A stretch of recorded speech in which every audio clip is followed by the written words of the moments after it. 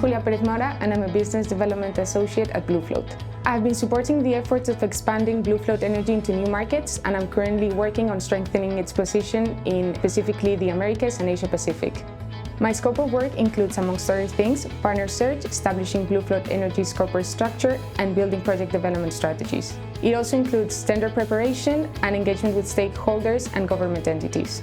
Before joining BlueFloat, I worked at a consulting and engineering firm where I did some solar development. There I had my first introduction to the offshore wind sector, where I carried out a strategic consulting work of the potential that Spain and Portugal have for the development of floating offshore wind for a European entity called Energy. Since the early 2000s, the UK, Germany, Netherlands and Belgium have led the development of offshore wind. Nevertheless, for the past 5 years, China has led the world in annual offshore wind installations.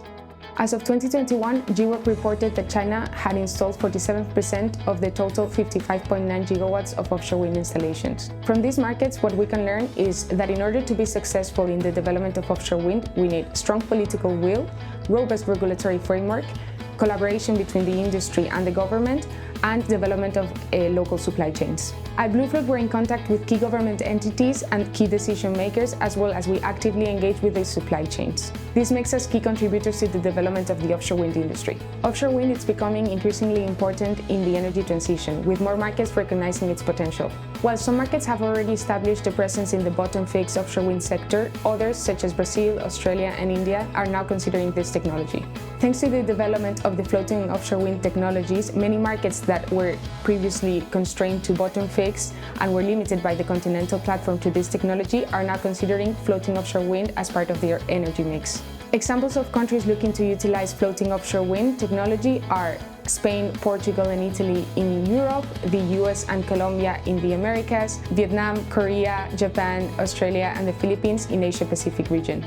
When deciding which markets to enter, we consider two critical factors: the political situation and the potential for offshore wind.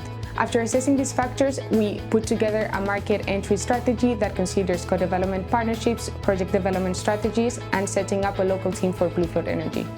Working in a cross-cultural team is very enriching. Having diverse cultural perspectives creates an environment that drives innovation, inspires creativity, maximizes everyone's contribution, and creates effective ways of problem solving. We currently have 18 nationalities across 6 offices at BlueFloat and counting.